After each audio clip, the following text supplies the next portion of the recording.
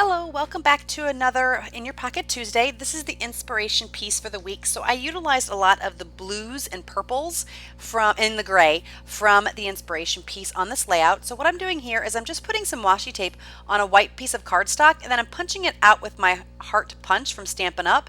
And this way I have some extra embellishments because I didn't have quite enough of the kind of tealish color to go around. So that's kind of what I did to maximize my stash. Now I'm just taking a scrap from the top of a piece of paper and I am fussy cutting it to do the scallops, and then I'm going to add that right on that line, and I'm going to play with this for a little bit, but I'm going to ultimately end up covering that entire line up. I didn't have enough of the scallop to go all the way across, so I'm going to kind of work with it and get that scallop to kind of cover up that line with the little flowers. So this is going to take me a second or two, but I'm basically going to put my thickers down that say the week number, which is week 30, and then I'm just going to see that. I'm just going to put my little flowers down so it covers up that line so you don't even know it existed, and then I'm going to write 30 here. And I'm going to mess with this a bit until I get it the way I want. I'm just going to glue it down with my Scotch Quick Dry adhesive in my fine liner bottle, and that will be put down. So while I am doing that, I just want to thank you guys for joining me today on In Your Pocket Tuesday. If you want to play along, you definitely can do that. If you do play along, we'd love to see your layouts, so please make sure you post them on the Crafty Maven Facebook page. If you like the video, make sure you give us a thumbs up. We always like to hear from you, so you can always leave a comment as well. If you have any questions or anything, you just want to put a comment on the video, that would be great. So that is the week 30 card done. Oh no, it's not done. I'm sorry. I put the week 30 number is on there. I'm going to add a little bit more. I thought it was missing something. So I'm going to take 2 strips ultimately of this paper, and I'm going to put a thicker strip at the top and then a thinner strip at the bottom. And I'm just using my liquid glue for this. And I'm going to play with this a little bit because I want to make sure it's even, and it's not quite. So I'm going to finagle it a little bit until it gets to be where I want it to be. And then I'm just going to trim it out with my scissors to follow along with the rounded corners here. I'm going to add a little bit more glue because it was popping up a bit because I had to pull it up, and then I'm going to put that strip on the bottom, and again it's going to be a thinner strip on the bottom, and I just think that kind of finishes this card off. I thought it looked a little bit silly or funny without this, so I thought this kind of just helped to finish off the entire card. And I'm thinking about doing something else, but I ultimately decide that all I need is a little bit of stitching, and that was a bit quick, so I apologize for that, but I just did some gold stitching on that card, and I'm going to do gold stitching throughout this layout. So now I'm using another piece of that scallop border from the top of the paper pad, and I'm just going to trim that so it fits exactly the same size as the little square photo on the 3x4 card. And if anybody's wondering, I do use the Collect app to do all of my Project Life photos. So it is an app where you can put the photo on a page and put a little bit of journaling about the day, and then it has the date, and it's really convenient, especially if you're not very caught up, which I am not exactly caught up. It's hard to remember the journaling and stuff, and it's an easy, quick way to do journaling on a daily basis so that it's more relevant when you actually scrapbook. So I'm going to stitch on that card too. I'm not sure if I end up showing you guys or not, but I do put a little bit of stitching, gold stitching on that other card that I was just doing that had the heart and the scallop border. So now I'm just going to take this Wander banner and this other little heart that was punched out using that same washi tape that I had made earlier. This grow circle is from a printable sheet from, I believe, Studio Calico maybe, or maybe Amy Tan. I can't quite remember. I'm going to add another one of those little hearts that I made with the washi tape, and that is the end. I'm going to take the Wander card. I am going to do some stitching on the top of it, and I think I do that off camera as well. So you'll see that in the what is it? The still shots at the end. So now I'm taking my favorite stamp set from Ali Edwards, and I'm just trying to figure out which one I want to use.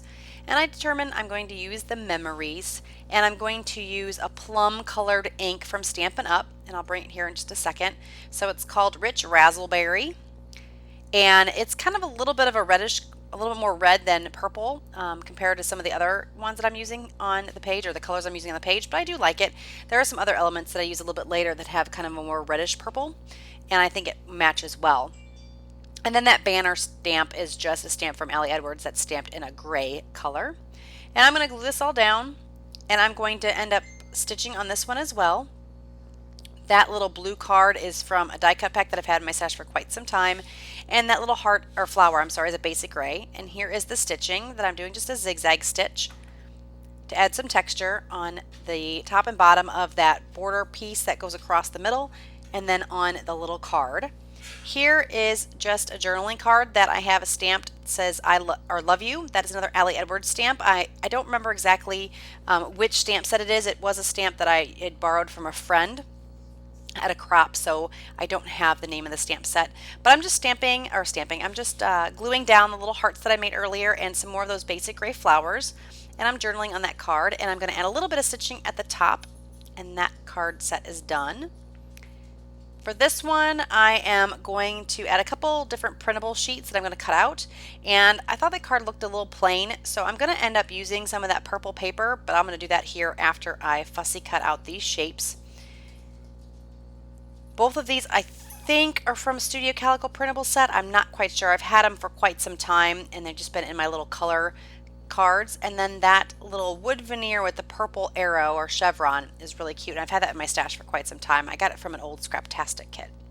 So now I'm just going to trim down this little piece here and just use this kind of an anchor for the embellishment cluster. I just thought it needed a little bit of something, and I thought this was perfect to draw the purple from the other parts of the layout here. And I'm just going to glue these down and then add that little chevron piece right there. And I am going to do a little bit of stitching on this one as well.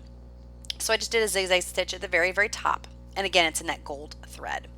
Now I'm going to use this white base to glue down 2 3x4s because the piece of the paper or the page protector that's going to go in is a 4x6 slot. So I wanted to make sure I glued this down so that it wasn't moving around in the page protector.